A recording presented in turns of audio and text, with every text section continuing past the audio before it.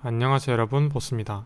이번 시간에는 제목에서 보신 것처럼 정전 용량에 대해서 설명을 드릴 건데, 그 목차부터 설명드리면 일단 커패시턴스, 전기 용량이라고도 부르는데 어떤 정전 용량의 정의, 그리고 어떤 개념으로 설명드릴 수가 있는지 말씀드리고, 무한 편판의 전기장은 왜 공식을 소개해 드려야 되냐면, 나중에 우리가 이 평행판 축전기를 이해를 하기 위해서 사실 이 영상을 설명드리는 거거든요. 그래서 평행판 측정기가 이 커패시턴스라고 정의할 수 있는 그 물리량으로서 기술되는 하나의 회로 소자 같은 역할을 하는데, 그 커패시터가 정정 용량을 어떻게 계산할 수 있는지를 설명드리려면 결국에는 무한 평판의 전기장의 공식을 소개를 드려야 돼요.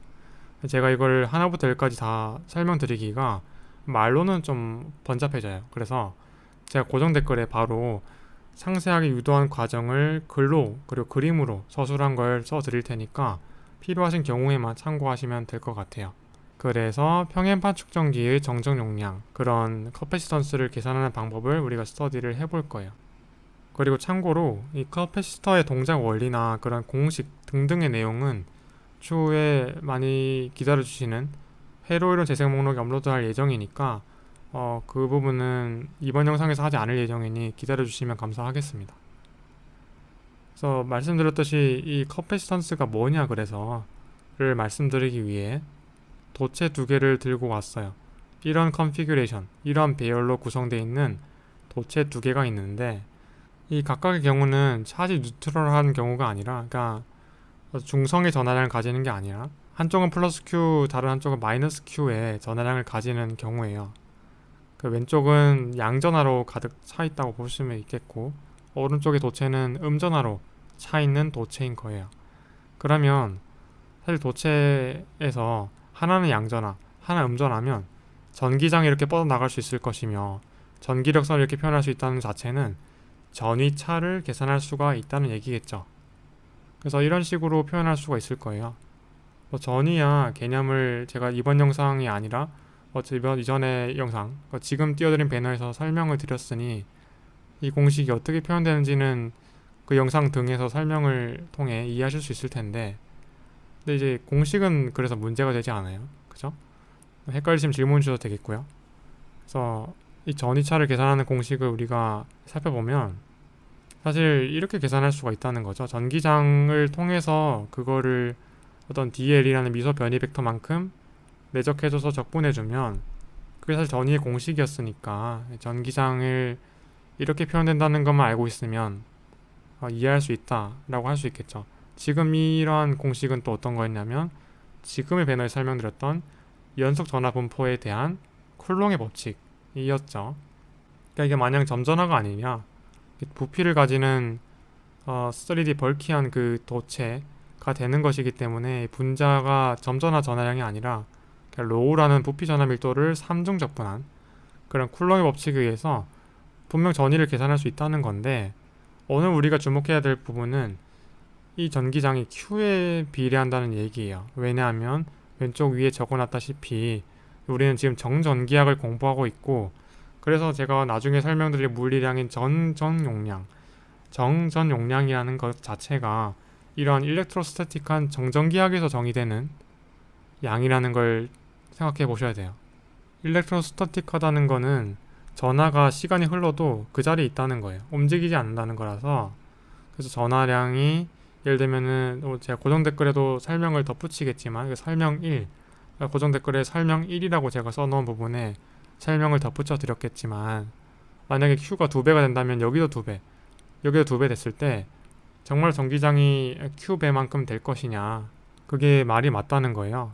고정 댓글 설명드린 원리 때문에 이 로가 Q와 동확히 비례하는 경향을 보이기 때문에 결국엔 전기장도 Q에 비례하고, 그 말은 뭐예요? 전위도 전기장에 비례하겠죠. 왜냐하면 전위는, 이 전위차는 전기장을 그냥 선적분했을 뿐 거리에 대한 적분했다고 Q에 비례하는 성질이 없어지지 않죠. 그 말인즉슨 다음과 같은 물리량을 정의할 수 있겠다라는 얘기가 돼요.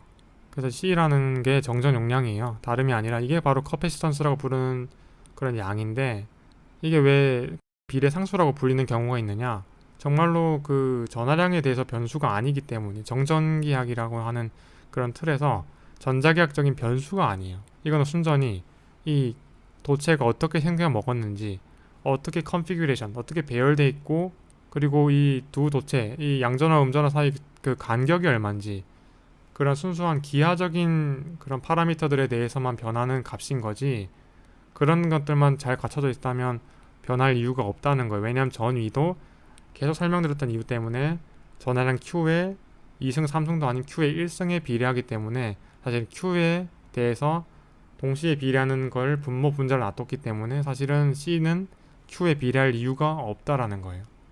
그래서 그런 의미에서 정전 용량을 이해할 수 있겠다. 뭐 의미를 설명드릴 수 있겠죠. 그래서 전하량이 전압에 대비해서 얼만큼 존재할 수 있는가, 또는 전하량이 존재함으로써 사실 원래 의미는 전하량이 존재함으로써 전압이 얼마나 발생하는가, 뭐 그런 얘기로 말씀을 드릴 수가 있겠어요. 뭐 자세한 내용, 동작 원리나 정확한 의미는 회로론 재생 목록에서 설명드릴 테니 그 영상을 기다려 주시면 될 것 같아요. 자, 다만 도체 이렇게 두 개가 아니라 하나에 대해서 정정 용량을 경유하는 경우도 있어요. 무슨 말이냐면 지금 우리가 본 상황은 도체 두 개가 이렇게 있어서 그 전하량, 양전화, 음전화 사이 전압 차를 계산을 한 건데, 그냥 이게 없다고 가정을 해버리고 도체 하나의 정정 용량을 정의하는 경우도 있단 말이에요. 실제로 우리가 지금 원래 앞으로 볼 거는 이 도체 두 개에 대한 그 양을 계산하겠지만, 어쨌든 이런 도체 하나를 어떻게 계산하느냐, 그거는 간단해요. 그러니까 방금까지 고려했던 음전하를, 그 두 번째 도체를 반지름이 무한히 큰 공껍질로 취급하는 거예요. 자, 이렇게 이해하면 사실 쿨롱의 법칙은 R제곱에 반비례하는 법칙이라고 말씀드렸고, 뭐 여기도 제가 말씀드렸지만 이거 라지 R은 상수가 아니죠. 거리 벡터의 의미였죠. 그렇다면 그러한 법칙 때문에 R이 무한히 커지는 거리만큼 돼버리면 전기장 결국 미쳐지지 않을 거예요. 그래서 사실 서로 인터랙션이 없어요. 근데 음전화가 있는 건 사실이고, 전이 있는 결국은 무한 원점으로부터 여기까지 전이, 왜냐하면 음전화와 양전화의 전이 차를 계산하는 게 아니라 그때부터는 이미 무한 원점의 전이를 0으로 두고 여기 전이를 구하는 거니까 결국은 차이는 없다는 거죠. 사실 그거는 원래 도체 하나의 정정 용량을 정의하는 경우지만 두 개의 도체를 고려하는 경우와 다름이 없다라는 얘기를 드릴 수 있는 거죠.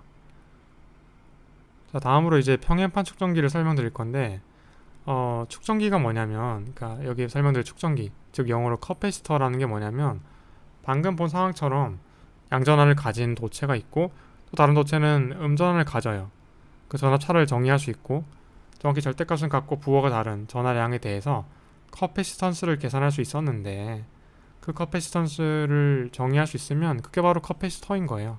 예를 들면 이런 경우도 위에 양전화, 위에 음전화, 전하량 같고 절대값이, 그러니까 이런 배열이 사실은 커패시터라고 부르는 거예요. 회로론에서는 어떤 소자가 되는 거고 회로를 구성한 요소가 되겠죠. 자, 그리고 이 두 평행한 판, 그래서 평행판 축전기라고 부르는 거예요. 평행한 판 두 개로 이루어져 있는 도체니까 그 도체의 배열의 사이 간격이 D만큼이라고 했을 때 우리는 커패시턴스를 계산하고 싶은 거예요. 그러면 그걸 어떻게 계산할 수 있겠느냐. 자, 첫 번째로 말씀드려야 될 부분은 이 분모의 V를 계산해야만 왼쪽의 값을 정확히 알아낼 수가 있을 것이며, 그 알아내는 문제를 봤을 때 우리가 해결할 수가 있겠죠. 네, 그거를 한번 해볼 거예요. 일련의 과정을 설명을 드릴 거예요. 자, 그러기 위해서는 무한 평판의 전기장을 알아야 되고, 앞서 목차 때 설명드렸다시피 그걸 다 유도할 수는 없어요. 제가 말로 설명하기에 너무 번잡해지는 걸 제가 확인을 해봤기 때문에. 그래서 뭐 가정을 일단 하겠습니다. 그 진짜 무한한 거예요. 방금 봤던 그 판들이 무한하다는 상황에서는, 그리고 그 상황에서 판이라는 거는 이 3D 같은 게 아니죠. 2D, 그러니까 판이라서 이 면전화 밀도만 가지고 있는 거예요. 그래서 시그마라는 면전화 밀도, 원래 로에스라고 제가 종종 표기하기도 했는데 표면 전화 밀도로 그 면전화 밀도를 시그마라고 나타낼게요. 그러면 시그마라는 면전화 밀도만큼을 가지는 양전환을 가지는 도체가 있을 때 그게 어떻게 전기장을 형성할 것이냐를 고정 댓글에 상세하게 설명을 드렸어요. 그 링크를 따라보면 이렇게 가우스 공매를 잡을 수가 있고, 이 가우스 공매를 잡는 방법도 사실은 지금 띄워드린 배너에서 설명드렸던 대로의 대칭성 때문에 잡을 수 있었던 것이었죠. 그것도 제가 고정 댓글 링크에서 설명을 드렸으니까 참고를 한번 해주셔도 좋을 것 같아요. 뭐 이미 배운 무한평판 전기장이 어떤 공식으로 기술되는지 아신다면은 이걸 보실 필요는 없어요. 넘어가셔도 됩니다. 자, 그래서 뭐 말씀드렸다시피 가우스 법칙 이렇게 기술되고 좀 전에 띄워져 있던 배너에서도 이 법칙을 이용해서 전기장을 구한 거였죠. 무한한 평판이기 때문에 링크 설명대로 대칭성을 가졌고 그 대칭성 때문에 이렇게 계산할 수 있다는 거 다 설명드렸어요.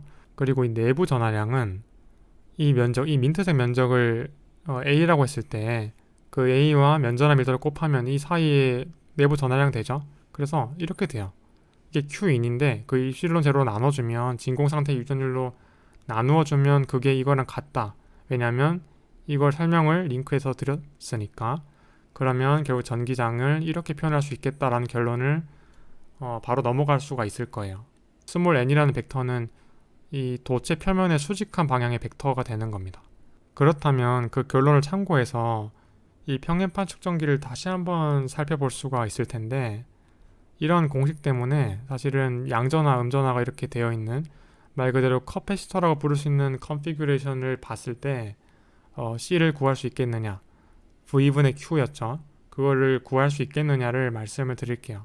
일단 이 양전화, 양표면 전하 밀도, 그러니까 표면 전하 밀도가 파지티브 할 때, 양의 전하일 때는 이 공식 그대로 이용하면 되죠. 왜냐면은 이 분자 있는 시그마가 양전하기 때문에 이 벡터 방향이 그대로 수직한 방향으로 뻗어나가면 되는 거죠. 그래서 이렇게 뻗어나가게 될 거예요. 무슨 말씀인지 아시겠죠?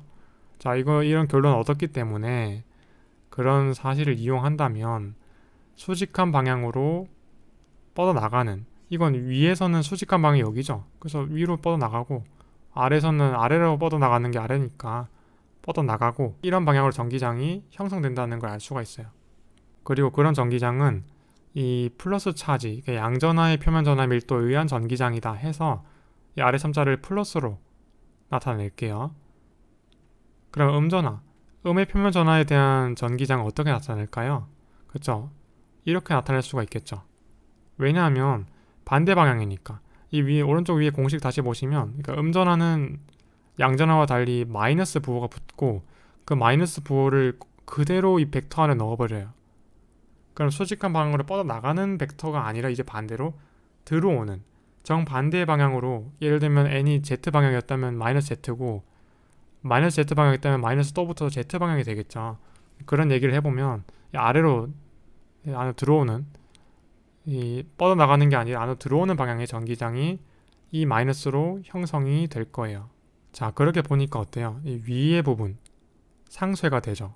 하나는 위로 올라가는데 하나는 아래로 내려가잖아요.